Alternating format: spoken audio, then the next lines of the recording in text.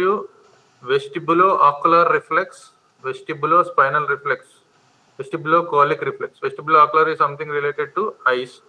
Spinal is related to spinal cord, and vestibulo-colic is related to neck. Okay, and visual system, vestibular system, and somatosensory system. These are the three things that are important in vertigo.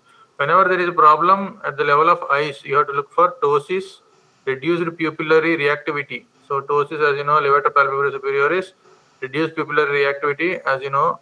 That so second cranial nerve is related to that, and third cranial nerve myiasis mydriasis, and ocular malalignment related to our so extraocular muscles. So ocular malalignment is there, decreased range of eye movement, whether they are not moving or not, that is lateral rectus, any palsy of the muscles, and defective optokinetic, smooth pursuit, and cycadic systems. So I already told you that smooth pursuit and cycadic systems are for the slow. Optokinetic, when you are very fastly moving in a train, it will help the fixation of the object. That is the optokinetic system. And convergence problem. These are also to be kept in mind. Repetition is shown later.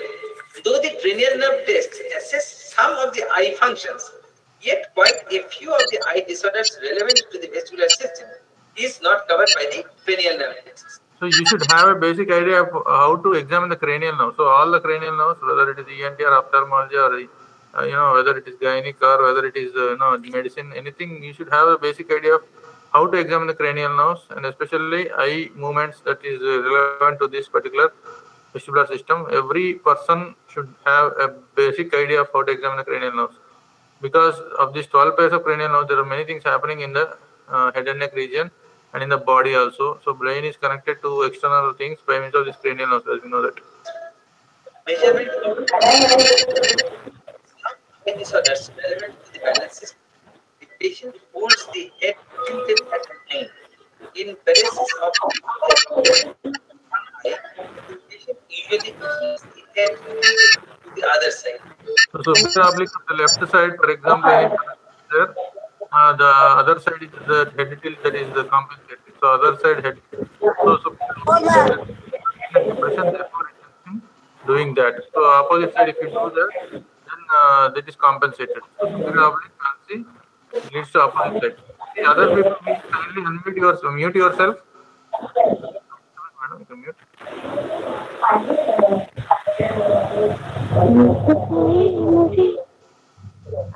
Someone singing song that is not accepted. Yeah. Mute. Click on 119. 119. Mute all. Mute all. Yeah.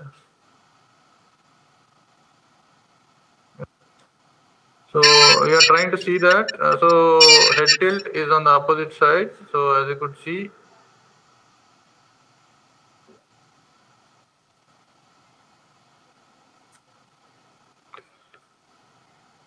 This patient does to lessen the diplopia that is generated due to the paresis.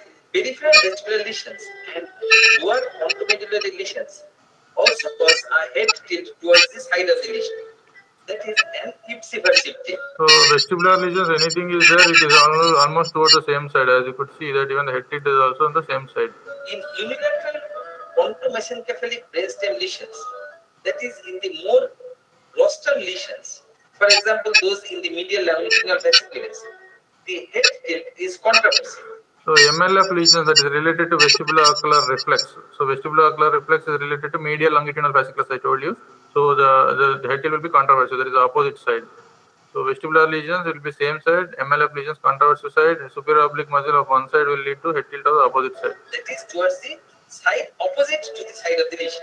The next of these tests is the test to detect misalignment of visual axis. This test is known as the cover test and is used to detect heterotropia. In normal persons, the two eyes have a perfectly aligned visual axis when the person looks at a single target. In heterotropia, the two visual axes are misaligned, and this creates a visual disorientation, which in turn leads to improper visual input and thereby a poor vestibulo-ocular reflex. So visual axis is very important, as so avoid the diplopia, and it coordinates with the even the vestibular system, that is by means of vestibulo-ocular reflex. This test, the patient is first asked to fixate vision at a near target about 12 inches in front and then at a distant point about 15 to 20 feet away. Then one eye is covered and any movement of the other eye is looked for. The patient being asked to fixate vision on the target continuously. If on covering one eye, there is a perceptible movement of the other eye, it indicates that there is a heterotropia. So this is also known as cover and uncover test, as you see in ophthalmology also.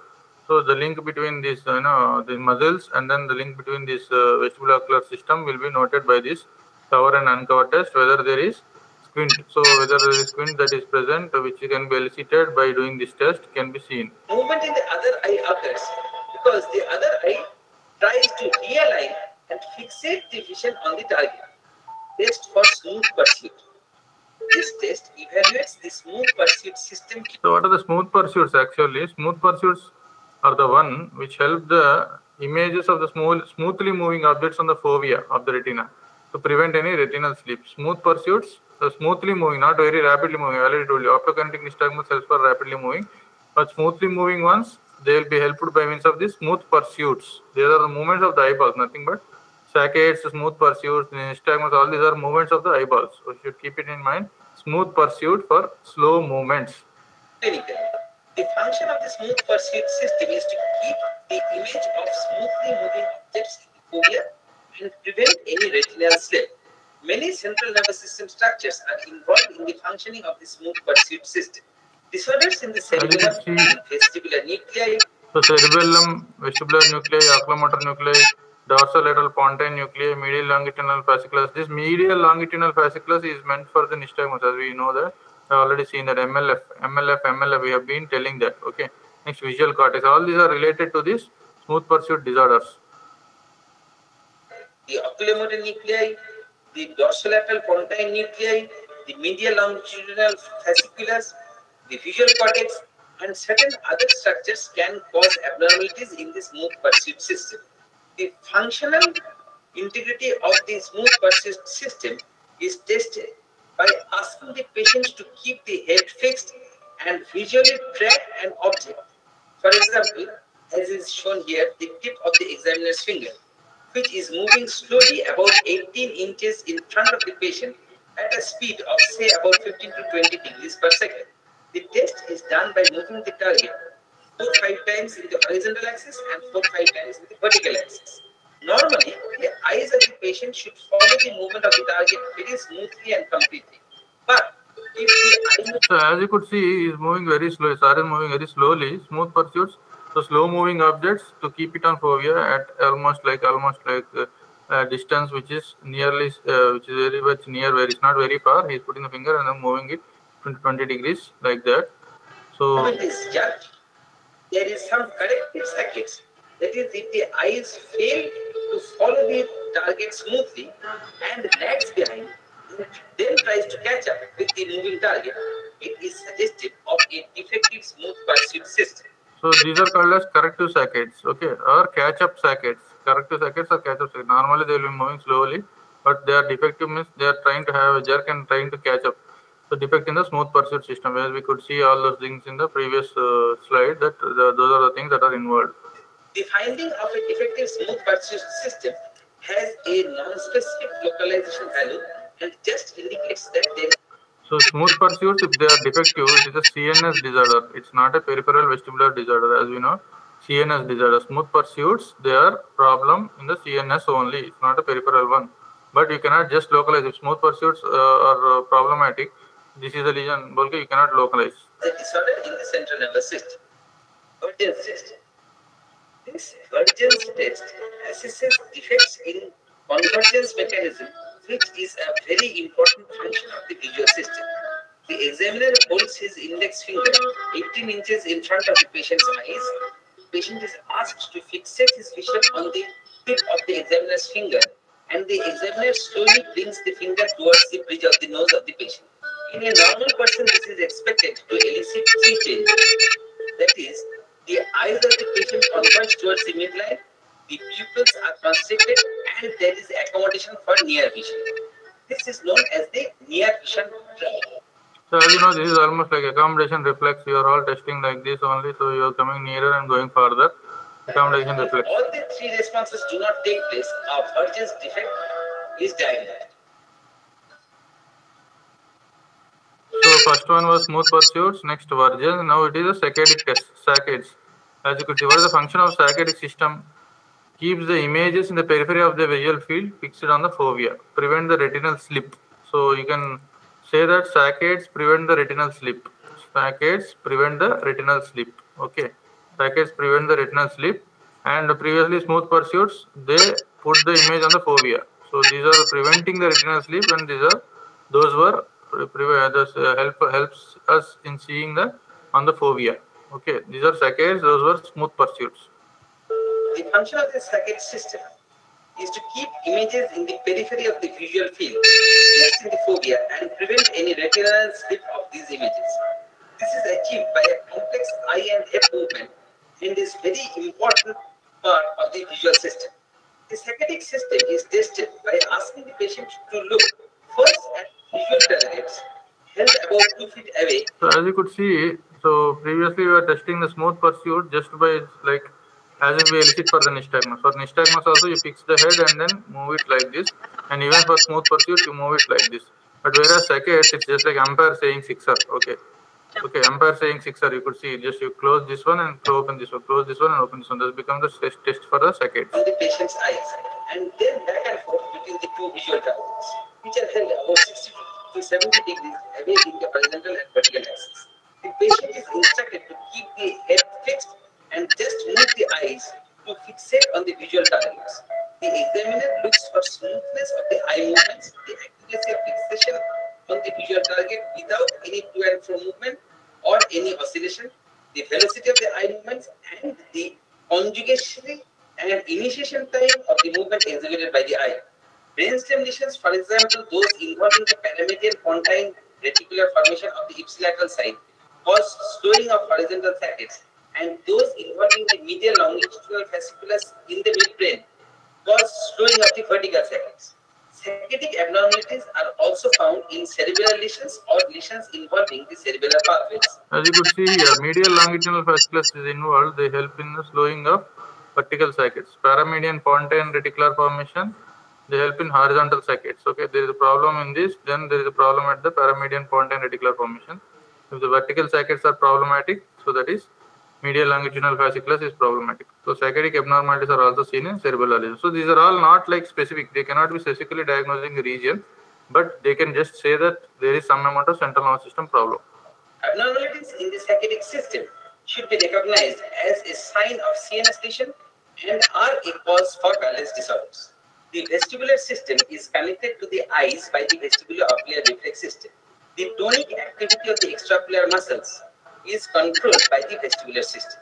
Hence, diseases of the vestibular system result in abnormal involuntary movement of the eyes. So the tone of the extraocular muscles is controlled by the vestibular system, as you could see. So abnormal eye movements are associated with what are the clinical features? They can be having vertigo, they can be having diplopia, they can be having oscillopsia, they can be signs of nystagmus. So vertigo will be there, diplopia will be there, oscillopsia and signs of nystagmus. You can remember like video is calling like vertigo, diplopia. Oscillopsia is movement, feeling like something is movement in front of you.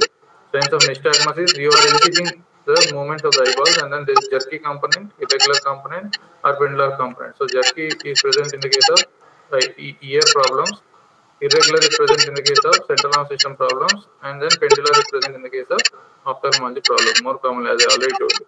Oscillopsia is movement in front, diplopia is double vision, vertigo is hallucination of motion, as you know that. Abnormal eye movements are associated with the symptoms of vertigo, diplopia, and oscillopsia, and the signs of nystagmus and other abnormal eye movements. For clinical assessment of the vestibular system, a detailed history of the above symptoms and a thorough examination of the eyes for any abnormal eye movement is very essential. Primarily, two types of abnormal eye movements are found on clinical examination. They are nystagmus and opsoclonus. In both nystagmus and opsoclonus, the eye movement. So whenever anybody says define nystagmus, they are involuntary, rhythmic or repetitive oscillatory movements. So involuntary, rhythmic, oscillatory movements is called as nystagmus. is also called as absochronous. There are two types of movements called as absochronous and nystagmus. Both are defined by the same words except for the difference. Involuntarily repetitive and oscillatory in nature. The difference being that whereas in nystagmus the eye movements are regular and rhythmic, in absochronous the eye movements are not. So as you could see, nystagmus the regularity is maintained. Absochronous they are bizarre, so they are non-rhythmic. There is a difference. So both are involuntary rhythmic oscillatory movements. Nystagmus is regular, absochronous is irregular. Non-rhythmic and extremely bizarre. The eyes moving rapidly but irregularly in all directions, horizontal, vertical, oblique, or rotary. Nystagmus is caused by abnormalities in the peripheral or central vestibular systems. Absochronous, which is a non-rhythmic movement of the eyeball, is rarely found and occurs only in advanced lesions of the peripheral and cerebellum. These graphics of eye movements will show you the different types of abnormal eye movements. Ocular copy. The eye shows irregular downward jerks occurring abrupt. Each downward jerk is followed by a slow return of the eyes to the mid position. This erratic eye movement is usually binocular, but may rarely be uniocular also. Ocular copy suggests a CNS lesion. Ocular flutter. This is a mild form of absochronous and consists of sudden rapid oscillatory movement of the eyes lasting for a very few seconds. The patient usually complains of a sudden momentary spell of blurring of vision, but it is not accompanied by a definite vertiginous sensation. Ocular myoclonus. This is a pendular oscillatory movement of the eyes which occurs synchronously with similar rhythmic movements of the soft palate, tongue, and larynx. The cause is believed to be an advanced lesion of the dendritic nucleus or its central connections. Nystagmus, which is the most important clinical sign in neurology, needs to be shown in minute detail. The nystagmus beat, whenever present, must be qualified and classified according to the following characters. So actually you should have a basic idea of this nystagmus. So this is all in detail and high-end advanced. So thing is that, for example, right side labyrinthitis is there, irritation of the labyrinth. There is excess of discharge on the right side. Eyes, they will be pushed to the opposite side. So because of right labyrinthitis, eyes are pushed towards the left side. This is the slow component. Whereas central government, that is central nervous system, comes fast and corrects it very rapidly. So this will be the fast component. So right labyrinthitis pushed on the left side and pulled onto the neutral vision. Because the vision has to be maintained neutrally, it should be looking straight. So push is on the left side, pull is on the right side. Pull is faster, therefore fast component. So the nystagmus is supposed to be a faster component, which is the corrective one, which is towards the side of the lesion in the irritative labyrinthitis. For example, right side is dead, right labyrinth is dead, not functioning at all. Left labyrinth will be taking over, left labyrinth will be overacting, it will be pushing to the opposite side and pulling towards the same side. So pushing to the opposite side and pulling towards the same side. So the fast component is towards the left side. So left beating nystagmus, that is called as. So that you should have in mind. And grade 1, grade 2, grade 3 nystagmus means if nystagmus is present on the looking toward the side of the lesion, it is grade 1. Nystagmus is present in looking side and straight, it is grade 2. Nystagmus is seen even to the opposite side, then it is grade 3. So this is called as Alexander's grading of the nystagmus. You should have an idea in your mind. Mode of view. Whether the eye movement is jerky, that is moving fast in one direction and slow in the direction. Irregular, that is moving with equal speed on both directions. And irregular, that is sometimes jerky and sometimes pendular. But no different type of movement can be identified. Jerky nystagmus is true nystagmus and originates in the vestibular system. Pendular nystagmus is not a true nystagmus and is usually referred to as pendular eye movement. The direction and plane of eye movement. The direction of the nystagmus is determined by the direction of the fast phase. The plane of eye movement is the plane in which the eyes move during the nystagmus. If the eyes move in the horizontal plane, it is called horizontal nystagmus, and if the eyes move in the vertical plane, then it is called vertical nystagmus. Horizontal nystagmus may be left beating or right beating, depending upon whether the jerky movement is faster towards the left side or towards the right side. True horizontal nystagmus results from a tonic disequilibrium between the left and the right vestibular systems and occurs when there is either a lack or an enhancement of the tonic impulses originating from one vestibular network. So I already told you this one. Either one is deficient or one is overactive, then it leads to this kind of nystagmus. So horizontal or vertical, you should have grading also. So now we'll see for the grading also. Vertical nystagmus may be upbeating if the eye movement is faster upwards or downbeating if the eye movement is faster downwards. Horizontal nystagmus is usually of vestibular origin and vertical nystagmus is usually of central nervous system origin. Sometimes the nystagmus is rotatory in nature. Rotatory nystagmus may be further classified into clockwise or anti-clockwise rotation depending upon the direction of rotation. This shows direction changing or direction fixed nystagmus. One has to be very careful and see intently whether the direction of the nystagmus is changing or not. That is, whether a right-beating nystagmus is suddenly becoming left-beating or vice versa. This suggests a central nervous system issue. The intensity of the nystagmus is also important. The intensity of the nystagmus can be first degree, second degree, or third degree. First degree nystagmus is present only when the eyes are turned in the direction of the first phase of the nystagmus. This is the weakest form of nystagmus. Nystagmus is said to be of the second degree when the nystagmus is present when the eyes are in the midline. The nystagmus increases when the eyes are turned towards the first phase of the nystagmus, but is absent when the eyes are voluntarily turned towards the side of the slow phase.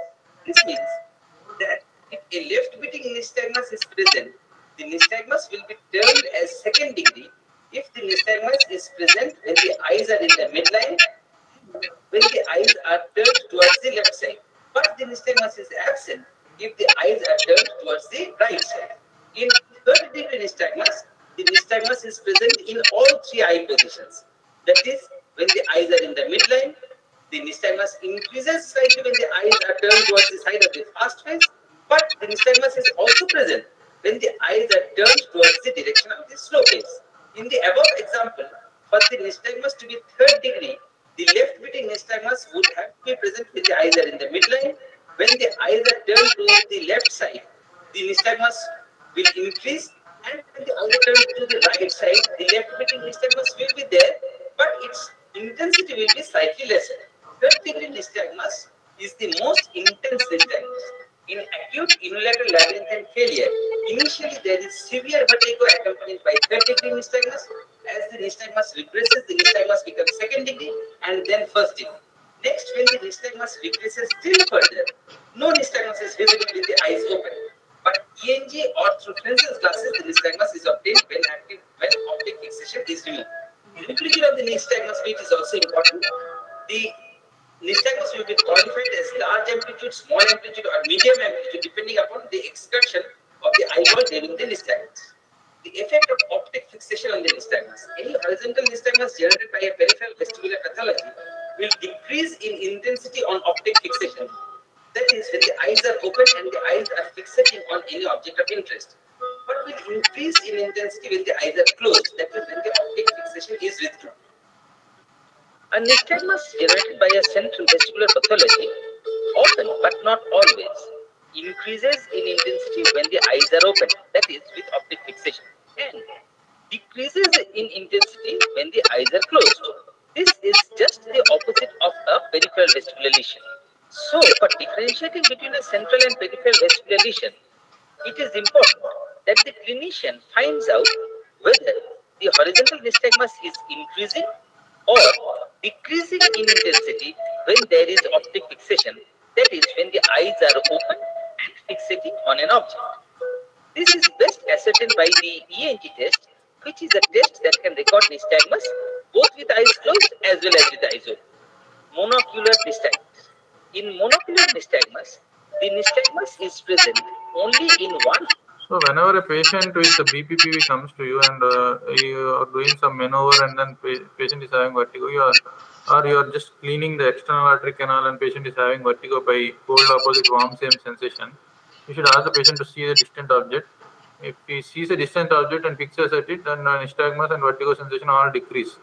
So that is a indication of a peripheral lesion. Okay. Whereas in central nervous system lesion, fixation doesn't change anything. So you cannot do anything with the fixation. So you should keep it in mind. Eye and is absent or insignificantly present in the other eye.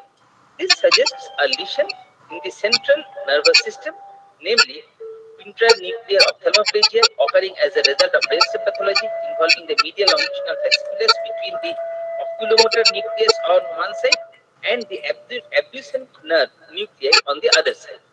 Next is gaze paretic nystagmus, also called fatigue nystagmus. It occurs when the eyes are voluntarily turned in extreme lateral position, that is beyond 30 degrees laterally from the midline. It usually disappears in a few seconds and is a normal phenomenon without any pathological significance. If gaze nystagmus has to be tested, it must be ensured that the eyes are not deviated more than 30 degrees laterally from the midline. Disconjugate or convergence divergence nystagmus. If a horizontal nystagmus is present in both eyes, but the direction of nystagmus, that is the first phase, is different in the two eyes, then it is termed as disconjugate nystagmus. If the nystagmus is beating towards the right in the right eye and towards the left in the left eye, that is away from the midline on both eyes, then the nystagmus is termed as divergence nystagmus. The opposite, that is nystagmus beating towards the left in the right eye and nystagmus beating towards the right in the left eye, that is nystagmus beating towards the midline in both eyes, is termed as convergence nystagmus. Disconjugate nystagmus always indicates a central nervous system lesion. Seesaw nystagmus. This also is a form of disconjugate nystagmus occurring in the vertical plane, in which the nystagmus beats upwards in one eye and downwards in the other eye. There is usually a torsional component present in seesaw nystagmus. One eye turns upwards and rotates inwards, while the other eye turns downwards and outwards. This is also indicative of a central nervous system lesion and is believed to be due to lesions usually on the side showing the upward beating nystagmus. Periodic alternating nystagmus.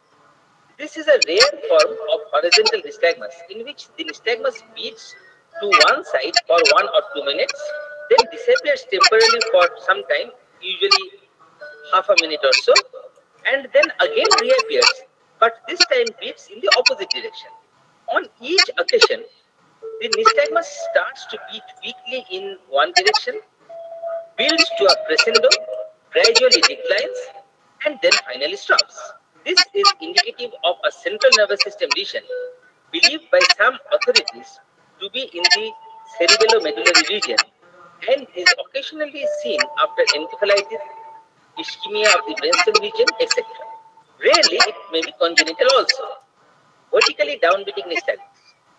This is vertical nystagmus having its first phase downwards. The presence of... So these are most important nystagmus till now which we have seen. Of course, the rest of all which are not very important, I'm trying to skip it off. So now we'll see for the test for induced nystagmus. So spontaneous nystagmus and induced nystagmus. So you have to induce a nystagmus in a patient which is not there. What are they? We'll see once. All tests for induced nystagmus. These tests are as follows. Test for gaze nystagmus, test for positional and positioning nystagmus, test for labyrinthine fistula, and test for head shaking nystagmus. Test for gaze nystagmus. The subject is instructed to gaze at a point about 1 meter away from the eyes and 30 degrees to the left, then 30 degrees to the right, then 30 degrees above, and then 30 degrees below the midpoint of gaze. The eye position is maintained for about 30 seconds. Any nystagmus is looked for. The nystagmus may occur unilaterally or bilaterally in the horizontal direction or in any other direction.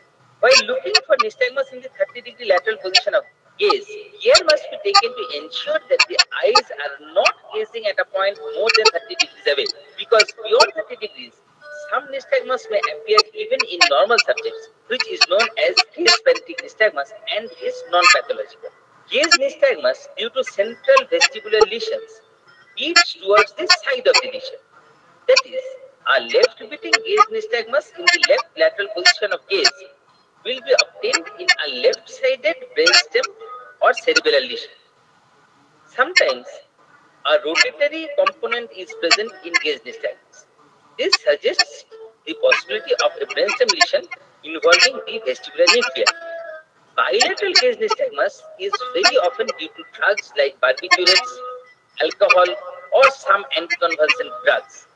Hence, a detailed drug history has to be taken whenever a patient is found to have a bilateral gaze nystagmus. So these are the how you have to see for the nystagmus. So induced nystagmus. So there is something called as Brunn's nystagmus, which is related to CP angle tumor. That is important. You have to just remember like that. Next, positional tests. So in different 11 head positions, we see for the different things, whether they are having any nystagmus or vertigo or anything like that. There are two tests called as positioning test and positional test. Positioning test is Dix-Hallpike maneuver, which I already told you for diagnosis of BPPV. So you have to place it on a couch and then head hanging, okay, and then you have to place it on different positions, as if like that is for the diagnosis of your BPPV. So whereas treatment of BPPV is Epel's maneuver and Simon's maneuver, that is a different issue. But these are positional tests for otolith organs. So positional tests in 11 head positions. Okay. In which the patient may complain of vertigo. While the positioning tests are being carried out, care must be taken to ensure that the change of head position is done reasonably slowly to exclude dynamic influences and also to avoid the head position being changed too suddenly. The head should be maintained in each position for at least 30 seconds. If nystagmus appears in any position, the following characteristics of the nystagmus are to be noted, namely latency, intensity, direction of beat, whether direction changing or not, fatigability, and also whether the nystagmus is accompanied by any vertiginous sensation. So you should know latency is central and peripheral, they differ by latency. Some latency is there in peripheral, 2 to 20 seconds. Intensity is high intensity nystagmus. Direction is geotropic towards the earth. Fatigability will be there in peripheral nystagmus and vertiginous sensation will be high in peripheral nystagmus. All these things should be noted in a peripheral lesion. Okay, central no latency, intensity will be a bit lesser. Direction of beat is there is no relation with geotropy, and fatigability is not fatigable, and vertiginous sensation is continuously present. Fatigability is tested by repeating the test in the nystagmus provoking position immediately for 3 to 4 times. Next, we come to the positioning tests. Positioning nystagmus is a transitory nystagmus which occurs due to sudden change of head position. It is elicited by the Dix-Hallpike maneuver, which consists of bringing the seated patient briskly and suddenly to certain critical positions and then maintaining the head in that position for about 30 seconds. The clinician looks for and notes the characteristics of any nystagmus which may occur due to this sudden change of position. The positional and positioning tests help to detect abnormalities in the otolith systems. They also tell us whether a particular case of positional vertigo is due to a central or a peripheral lesion. If peripheral, it must have the following characteristics, namely, the nystagmus elicited by the change of position has a latency of 5 to 20 seconds. The nystagmus is accompanied by a sense of severe vertigo. The nystagmus, as well as the sensation of vertigo, gradually decreases in intensity and then totally disappears in 20 to 40 seconds. The nystagmus beats towards the undermost ear and is direction fixed. That is, there is no change of direction in the nystagmus. On repeating the critical position immediately, the nystagmus reappears, but it is much less intense and it slowly disappears. That is, the nystagmus is fatigable. These are the characters of a peripheral type of positional vertigo. When these conditions are fulfilled, the positional and positioning nystagmus is thought to be of peripheral origin, and it is termed as benign paroxysmal positional vertigo.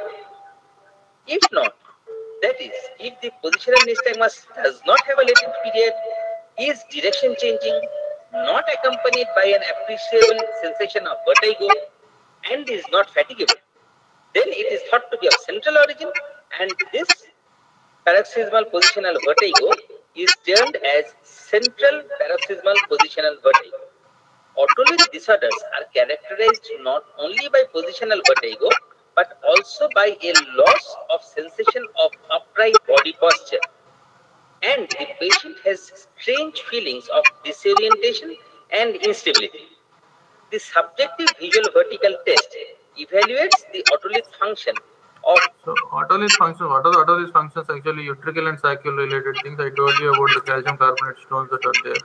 So macula of the utricle, all those things, they have a dizziness and disorientation. So you ask the patient in a dark room to place the fluorescent bar straightly. He cannot place it straightly, he will deviate towards the side of the lesion. So that is what is called as subjective visual vertical test. So as simple as that. So you can say that the patient is having some utricular problem or saccular problem. Determination of the visual vertigo. And nowadays they are also doing test called as VEMP, vestibular evoked myogenic potential. So based on that also you can diagnose that vestibular evoked myogenic potential. Just remember the name. So OVEMP, CVEMP, that is all given details in the textbook. You can just see that and refer that. So that is nothing but you will connect electrode to the sternocleidomastoid and then you'll be giving sounds and then you will be having the reflexes that are there in that. You will be recording that. So that is VEMP, vestibular evoked myogenic potential.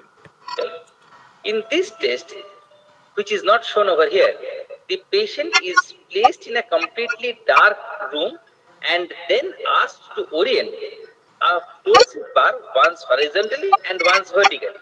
In acute unilateral otolithic disorders, the patient will hold the fluorescent bar deviated by 10 to 15 degrees or sometimes even more towards the affected side. This is a simple but quite an effective test. The next test in the battery of tests of induced So nystagmus. this is also fistula test also very important. You are putting a fecal speculum inside and then increasing the pressure in a supine position and you will be observing the nystagmus. Whenever pressure is increased, it will be pushing the eyeball towards the opposite side and later on pull effect will be to the same side. You can say fistula test important, true fistula, false fistula, true positive, false positive, I already told you false positive in CM. This congenital syphilis and many of diseases, I already told you, you should keep it in mind. These are all important 2 marks questions. Just how to see, I am trying to show this in video. Is the fistula test. In the fistula test, the patient is made to lie down supine with the head flexed 30 degrees or seated with the head extended 60 degrees backwards so that the horizontal semicircular canal is in the vertical plane. A tightly fitting Siegel speculum or a pneumatic otoscope or even a Pulitzer bag with a nozzle which snugly fits into the ear is fitted in the external auditory meatus and an alternate positive and negative pressure is exerted into the ear. If any definite nystagmus occurs when the pressure is applied, the fistula test is considered positive. A positive fistula test indicates that there is a fistula of the bony labyrinth and that the middle ear is connected to the vestibular apparatus through a pathological fistula tract. CSOF is the usual cause of such a fistula, but it may be caused iatrogenically during any type of ear surgery. During the fistula test, the nystagmus usually beats towards the ear being tested when positive pressure is applied and towards the opposite side when the negative pressure is applied. The last test in this battery of tests is the head shaking nystagmus test. The head of the patient is grasped by the clinician and shaken rapidly and vigorously side to side for 20 times and any nystagmus is looked for. Presence of nystagmus suggests a disorder in the vestibular system, usually peripheral in nature. No nystagmus is obtained on head shaking in normal subjects. Usually a left-fitting nystagmus suggests a right peripheral lesion and vice versa. The head shaking nystagmus may be done not only in the horizontal plane but also in the vertical plane, that is chin up and chin down. In this case, however, a vertical nystagmus is sometimes found in lesions of the central vestibular system. Now coming to the end, this presentation gives an overview of the clinical tests that need to be done in a balanced disorder patient and the rationale behind the tests. However, in a busy clinic, So as we have seen, that is the way you have to test the vestibular system and take a lot of time for 45 minutes almost for one patient. But this is like you have to arrive at diagnosis nearby after doing all the examination and go for your examination, and then further tests you can go for. So that completes the vertigo as it is. Now we are having some 15 minutes more time. Are you there? Hello? Yes, sir. Okay. So we are going to deal the next part. We're going to the facial nerve. So this requires a lot of understanding, a lot of anatomical understanding, and a lot of things to be sorted out. And everybody should read the anatomy of facial nerve for today, right from Chaurasi textbook and also even the ENT textbook also. Both you should complete, and by next week you should be proficient so that you will be able to understand. I'll try to cover the basics of these things. So facial nerve runs from pons to parotid. It is said like that. So face is related to this. So I'm smiling. I'm lifting my eyebrows either side, moving my ears, just showing my platysma, and grinning my nose, etc., etc. Almost 42 muscles of the face are supplied by this facial nerve. Very important for artists. Artistic nerve, it is called as. So it is a nerve of second branchial arch, as you know that. Nerve of second branchial arch. So what is that? You have to understand it as it is. So it is a mixture of many things. So linked to trigeminal nerve, glossopharyngeal nerve, vagus nerve, that nerve, this nerve, everything it is linked to that, and it is forming in the lower pons, as you know, the lower pons. Okay, lower pons it is forming. So you should have basic idea of what should this facial nerve be for. So I want to show emotional expression. Connection with the thalamus is helpful. Number 2, I want to smile, laugh, cry, or do anything like this, or wink an eye like this, or do anything, whatever. So that is related to our branchial apparatus muscles, that is special visceral efferent. So special visceral efferent, that is branchial arch muscles, that is second arch nerve, as you know that. So that is one thing related to, that is the main motor trunk of the facial nerve. So along with that, so when I am doing all these expressions, I am crying. Okay, I am crying and I am lacrimating. So that I should have connection with the particular lacrimal apparatus, especially the greater superficial petrosal nerve. So along with that, when I am crying, so I should have connection along with our lacrimal apparatus, our nose also. So palate, pharynx, larynx, as you know that. So that is covered by the pterygopalatine ganglion. Pterygopalatine ganglion, which is there at the pterygopalatine fossa. Behind the maxilla, pterygopalatine fossa, you could see that. So in that situation, you should have connection with the pterygopalatine ganglion. So my nose should water, and then mouth also should water. I should have mouth watering. So by doing all these things when I am crying, so I should have mouth water also. So that is submandibular ganglion, submandibular gland and sublingual gland are watering. Leave about the parotid, not related to this. Sublingual and submandibular gland. So when I am crying, what is the nerve that is helpful? That is a greater superficial petrosal nerve. Greater superficial petrosal nerve, first branch of facial nerve, crying is helpful. When I am trying to water through the nose, okay, so as you could see, that is connection with the pterygopalatine ganglion are helpful for that, along with the greater superficial petrosal nerve. So greater superficial petrosal nerve is also the parasympathetic system for the nose. That is, you want to increase the secretions to parasympathetic system. Okay, deep petrosal nerve is the sympathetic system, as you know that. Deep petrosal nerve is the sympathetic system, where greater superficial petrosal nerve is the parasympathetic system. That is over. Next, through the mouth watering, I said mouth watering I want. So I want to have the submandibular gland and sublingual gland to be functioning, and that is about the chorda tympani nerve that is supplying through the lingual nerve. Lingual nerve, a branch of mandibular division of the trigeminal nerve. Lingual nerve, a branch of mandibular division of the trigeminal nerve, is going to get connection from the chorda tympani nerve, which is the second branch of the facial nerve. So third branch of the facial nerve, third branch of the facial nerve. So once I want to cry, I have greater superficial petrosal nerve. Once I am hearing to a bomb blast, my stapedius should contract. That is stapedius nerve. That is second branch. So second branch is stapedius nerve. Next, third one, when I want to have watering through the mouth, that is through the lingual nerve via this chorda tympani. That is third branch of the facial nerve. I'm getting that. So next is that those are the three functions most importantly. Okay, as you could see. Next, I want to put expressions of the face. All the expressions of the face and all the muscles are supplied by the pes anserinus, as you know that. So pes anserinus, I already told you. So what are the branches of the facial nerve that are helpful for muscular contraction? So at the end, the facial nerve terminates into, so like your aim, what all the students have got the chance to join the Bhaskar Medical College. What is that? To join Bhaskar Medical College, is it or not? TZBMC, to join Bhaskar Medical College. So temporal, zygomatic, buccal, okay, marginal mandibular and cervicofacial, okay. Temporal, zygomatic, buccal, marginal mandibular, cervicofacial. These are the last things that are forming the pes anserinus. So that is forming the one side of the face. Pes anserinus, that is to join Bhaskar Medical College. Temporal, zygomatic, buccal, marginal mandibular, cervicofacial. You can remember it just like that. So those are the things that are there. And before that also there are communicating branches to the, I want to have posterior superior canal wall skin is supplied by facial nerve through the Arnold's nerve. So that is the house Hitzel-Bergersen, as you know that the connection between the facial nerve and vagus is going to mediate the sensation of the posterior superior part. So wherein in acoustic neuroma you lose the sensation of the posterior superior part of the external auditory canal. That is house Hitzel-Bergersen. That is one thing which is related to our, so concha, retroauricular groove and tympanic membrane separate through that. Okay. And then posterior auricular nerve, you are moving the, you know, I'm able to move the, when you are wearing a cowboy cap, you are able to move your pinna like this. So that is the posterior auricular nerve which is helpful for movement of the pinna, and muscular nerves like stylohyoid muscle and posterior digastric. So anterior digastric will be here and posterior digastric from the digastric region, from this particular sternocleidomastoid, as you know that. So these are the two muscles that are the muscular branches that are being supplied by that. So when you see that, so what are the components of the facial nerve? I have just given a summary of all the things, but components of the facial nerve, if you see, you can put it like this. So facial nerve has got a sensory component.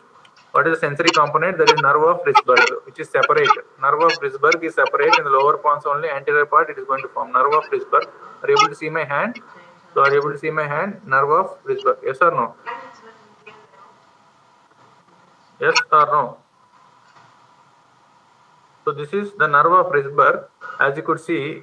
So how is it having, how many fibers it is having? 5,000 fibers nearly. That is the sensory part, and the motor part is having the 9,000 fibers. Motor part is the motor to all the muscles of the face. That is special visceral efferent. Visceral efferent. Efferent is motor. Special visceral efferent. Special, anyhow, I'll keep this picture in the group. You can see that. Special visceral efferent, that is branchial arch. That is second branchial arch. All the muscles are supplied. So that is the motor aspect. If you remove that separately, and the rest three are the sensory aspect. That is, you want to have the sensation of the posterior superior part of the canal wall. That is general sensory afferent. General sensory afferent. You could see the general sensory afferent. And if you want to go for the glands, it is general visceral efferent. Efferent glands you have to function means you have to go for contraction of the glands. So general visceral efferent, that is the glands. And then special visceral afferents. Along with the this particular salivation, cauda tympani is also helpful for the, so anterior two-thirds is by the taste of the tongue is by the cauda tympani. So that is nucleus tractus solitarius, special visceral afferents. So you can say these three are the sensations. That is sensation from the anterior two-thirds of the tongue, and sensation for the glands to contract. That is for these two are just for eating, is it or not? So special visceral afferent and general visceral afferent for eating. Just that's it.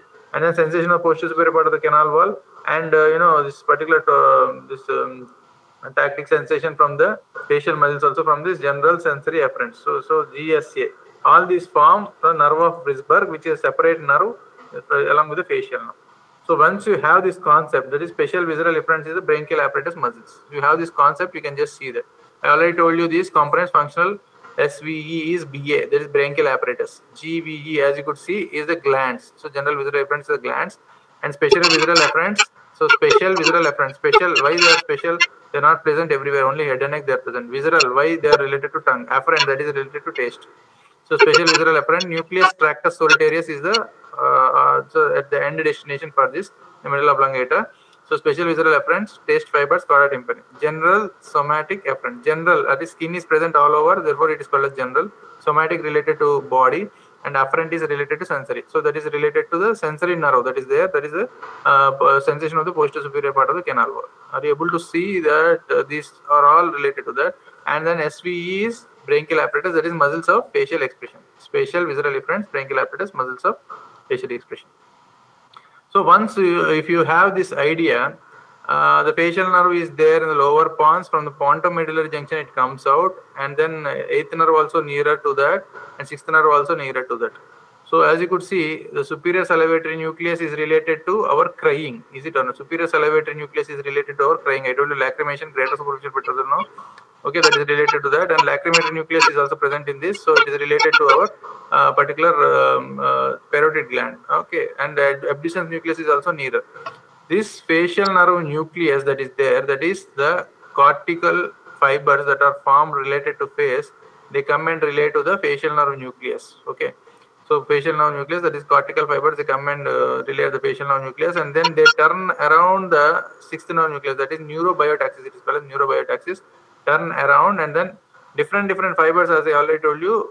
Nucleus tractus solitarius is for taste, and the superior salivary nucleus is for crying, and this is the eighth nerve that is there, and the seventh nerve. All these things, they come together at the cerebellopontine angle, and then it is called a cisternal part. So they have to exit the brain at the cisternal part, that is lower pons and the middle, upper medulla, that is pontomedullary junction, and they have to come out, and then they have to go inside the internal auditory canal. Internal auditory canal. So internal auditory canal, along with the facial nerve, there is superior vestibular nerve, inferior vestibular nerve. If you take anteriorly and this is the posteriorly, the division of the internal auditory canal, you can say that facial nerve is superior and this particular cochlear nerve is inferior. Superior vestibular nerve is superior and inferior vestibular nerve is inferior. So this is the anterior part, that is anterior superior. This is the posterior superior.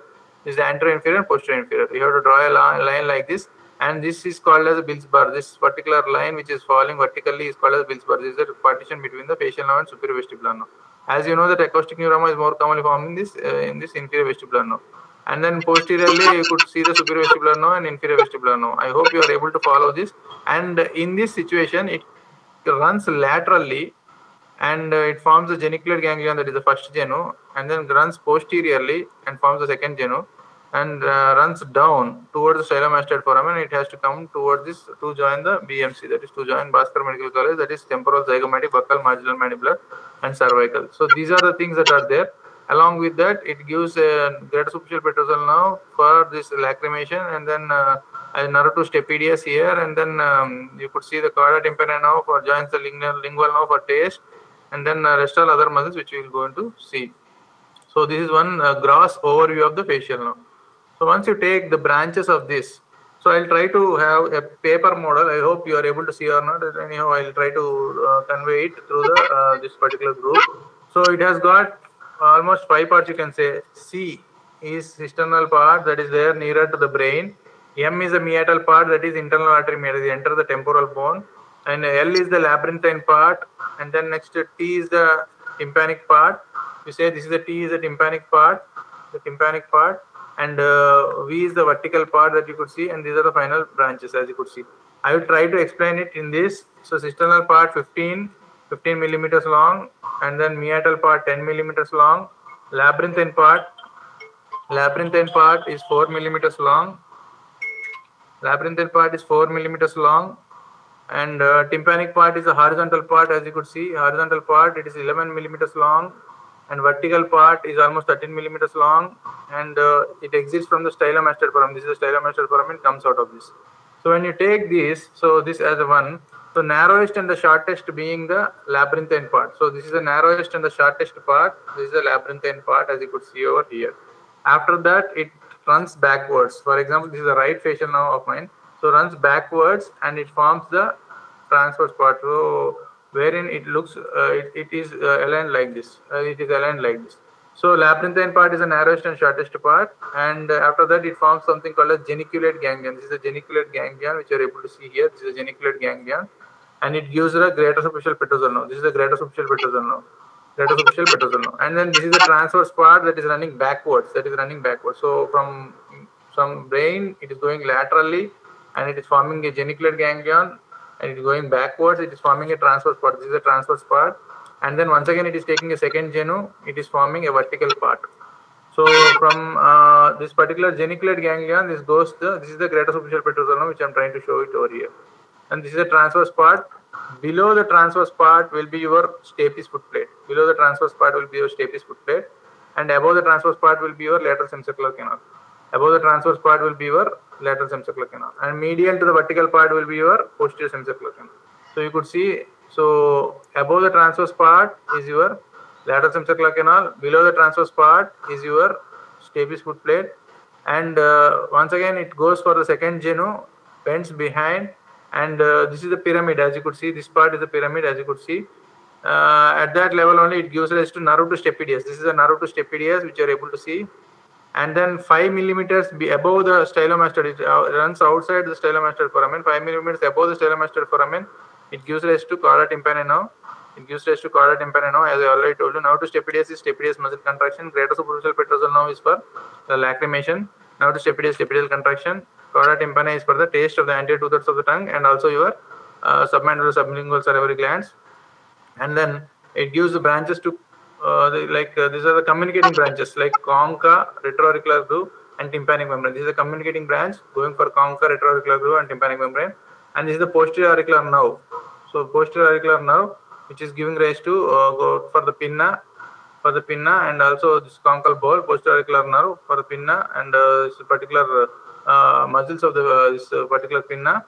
And then muscular branches like stylohyoid muscle and posterior belly of digastric. Stylohyoid muscle and posterior belly of digastric.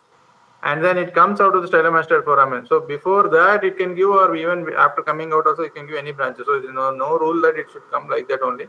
It can give at any point of time. So but most of the times it comes out and gives the 5 branches. I told you: temporal, zygomatic, buccal, marginal mandibular, and cervicofacial. Temporal, zygomatic, buccal, marginal mandibular, and cervicofacial. So this is the paper model which I made for easy understanding of your particular facial nerve on the right side. So I'll try to make a photograph, and then you can see it in your particular group. You can see that. So the same thing which you are able to see over here, if this diagram is seen directly, it is very difficult to understand. So branches, I already told you: greater superficial petrosal nerve, now to stapedius, chorda tympani nerve, posterior auricular nerve, now to posterior belly of digastric and stylohyoid muscle, and terminal branches. So terminal branches is TZ, BMC. So terminal branches, as you could see, pes anserinus, as you could see over here. So this internal acoustic meatus, wherein you can see the motor nucleus. This is the motor one. Motor branches are this yellow one, and then this posterior auricular nerve is a sensory branch, as you could see, general sensory afferent. So one which is, this is amalgamation of many things. So in a classroom you would have done by 5 people or 4 people. You can just designate and then understand it very easily. But here very difficult to make you understand at a time. So it will take some time. Anyhow, next class also we'll be repeating the same thing. So as you could see, these are the branches that are given to different parts, and you could see that this is the meatus and this is the geniculate ganglion. From the geniculate ganglion, so what happens is greater superficial petrosal nerve comes, and then it joins with the deep petrosal nerve, which is in and around the intercarotid artery plexus. It is going to form, and then it forms the nerve of pterygoid canal, that is VDN nerve, as you could see. And then this greater superficial petrosal nerve, it pierces the, as you know, that foramen lacerum, and then goes down, and then it goes towards the pterygopalatine ganglion, that is pterygopalatine fossa, that is behind the maxilla, and then it once again it joins with the V2, that is the maxillary division of the trigeminal nerve, and from then it forms the zygomatic-temporal, and at the end of the day it reaches the lacrimal gland. So there are many lifts that are given by many friends. So here is the second, this is the deep petrosal nerve joining, here is the maxillary division joining, here is the zygomatic division joining, zygomatic-temporal, and at the end of the day it reaches the lacrimal gland. So, and it also gives the pterygopalatine ganglion is also called as the ganglion of hay fever, or largest parasympathetic ganglion that is present in the head and neck, and it gives fibers to all the crying, all the nasal secretions, all the secretions in the face and head and neck region. So you can see that. Okay. And then once again it gives also some fibers towards the lesser petrosal, joins with the lesser petrosal nerve, which is having a connection with the aortic ganglion related to your parotid gland. So parotid gland is for aortic ganglion, and the submandibular ganglion is for the submandibular gland, sublingual gland. There are 2 glands like this. This is superior sensory salivatory nucleus, and it is the inferior salivatory nucleus. Okay. So inferior salivatory nucleus is for the aortic ganglion, superior salivatory nucleus is for the lacrimal gland, and also your submandibular salivary gland. So you could see that this is all third branch. This is the second branch is the nerve to stapedius for stapedius contraction for more than 90 decibels sound, and chorda tympani is going to the taste of the anterior 2/3 of the tongue, and submandibular sublingual glands also there. So it is through the lingual nerve, as you could know that. So and different muscles of the facial expressions, along with the auricular branch of vagus for sensation. This is a branch, and this is stylomastoid foramen. It is exiting outside, and it is the auricularis superior and occipitalis muscles. All these muscles are supplied. That is, you are able to move your ears because of this auricularis superior and posterior. And then, as you could see, the sensations are responsible for the eruptions of the herpes zoster. Herpes zoster, that is Ramsay-Hunt syndrome, as you could see. Sensation responsible for that, and they are also supplying, and the next branches are supplying the platysma of the face and muscles of facial expression, as you know, the TZBMC. And then this is the styloid process, stylohyoid muscle and digastric posterior belly. So anterior belly supplied by fifth nerve, posterior belly supplied by seventh nerve. This is all the overview of the facial nerve, as you could see. And you should have idea about the upper motor neuron and lower motor neuron. So corticofacial fibers, cortex, they go to the lesion, they go to the nucleus. Nucleus is in the lower pons. Nucleus related to lower motor neuron. Nucleus related to lower motor neuron. So upper motor neuron is related to the cortex level and then intercapsular level, whatever it is. And then for example, upper part of the face, if you take the nucleus, you can divide it into upper part and lower part. Upper part of the nucleus is supplied bilaterally.